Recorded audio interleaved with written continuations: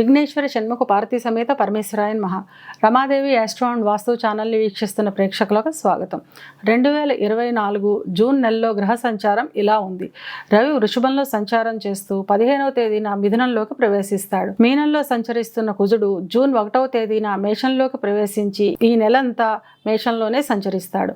బుధుడు వృషభంలో సంచరిస్తూ 14వ తేదీన మిథునంలోకి ప్రవేశించి 15 రోజులు మిథునంలో సంచరించి 29వ తేదీన కర్కాటకంలోకి ప్రవేశిస్తాడు. గురువు వృషభంలో సంచారం చేస్తున్నాడు. శుక్రుడు వృషభంలో సంచారం చేస్తూ 12వ తేదీన మిథునంలోకి ప్రవేశిస్తాడు. శని తన స్వక్షేత్రమైన కుంభంలో సంచారం చేస్తున్నాడు.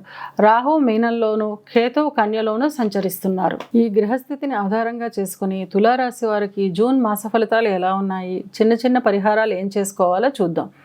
చిత్తా 3, 4 పాదాలు, స్వాతి 1, 2, 3, 4 పాదాలు, విశాఖ 1, 2, 3 పాదాలు కలిపి తులారాశిలో ఉంటాయి.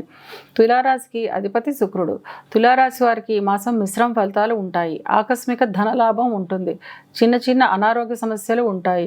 చిన్న చిన్న మాటలతో పెద్ద పెద్ద గొడవలకు దారితీసే అవకాశం ఉన్నందున ఆ మాటను కొంచెం అదుపులో పెట్టుకోవడం మంచిది.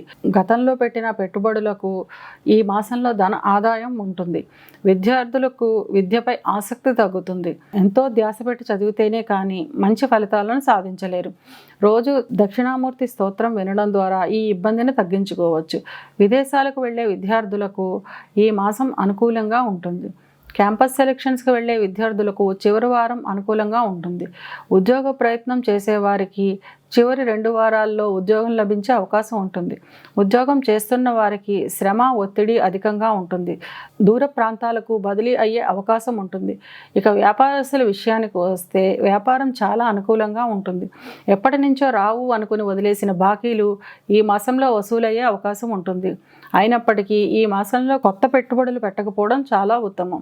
వివాహ ప్రయత్నాలు చేసేవారికి ఈ మాసం వాయిదా పడే అవకాశం ఉంటుంది. వివాహం అయిన వారికి జీవిత భాగస్వామితో చిన్న చిన్న మాట పట్టింపులు వస్తాయి. మాటను కొంచెం అదుపులో పెట్టుకోవడం మంచిది. సంతానానికి సంబంధించి వివాహాలు కుదరడం, విద్యలో రాణించడం వంటి శుభవార్తలను వింటారు. గతంలో ఏవైనా పెట్టుబడులు పెట్టి వదిలేస్తే వాటిపై ఈ మాసంలో లాభాలు వచ్చే అవకాశం ఉంటుంది.